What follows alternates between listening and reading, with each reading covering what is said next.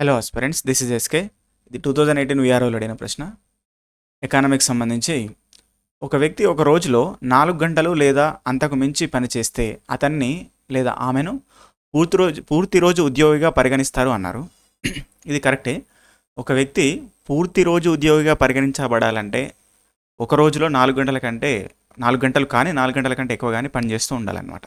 So first option is correct. Second option, ఒక వ్యక్తి ఒక వారంలో ఏదో ఒక రోజు 1 గంట కంటే తక్కువగా పనిచేస్తే అతనిని లేదా ఆమెను ఆ వారం కొరకు ఉద్యోగిగా పరిగణిస్తారు అన్నారు. ఇక్కడ వారం కొరకు ఉద్యోగి అనే దానికి ఇక్కడ డెఫినేషన్ ఏంటంటే ఒక వారంలో ఏదో ఒక రోజు 1 గంట కంటే ఎక్కువ పని చేయాల్సి ఉంటుంది. ఇక్కడ తక్కువ అని ఇచ్చారు, ఎక్కువ పని చేయాల్సి ఉంటుంది, అందుకని ఆప్షన్ బి రాంగ్. నెక్స్ట్, అంతకుముందు 7 రోజుల యొక్క ప్రతిరోజు ఒక వ్యక్తి పనిచేసే దాన్ని వర్తమాన రోజువారీ స్థితిగా పరిగణిస్తుంది అన్నారు. వర్తమాన రోజువారీ స్థితి అనేది పరిగణించాలంటే అంతకుముందున్న 7 రోజుల్లో ఆయన ఎన్ని గంటలు పనిచేసిందని చూడాలి. ఇది కరెక్టే. అంటే వర్తమాన రోజువారీ స్థితి అనేది అంతకుముందు 7 రోజుల సంబంధించిన పని గంటల్ని పరిగణలోకి తీసుకొని చెప్తారనమాట. సో అది option C is correct.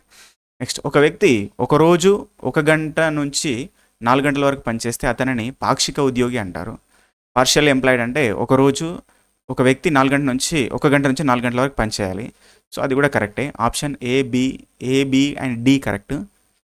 Option A, C and D correct. B తప్పు. బి ఒకటి తప్పు. Thank you.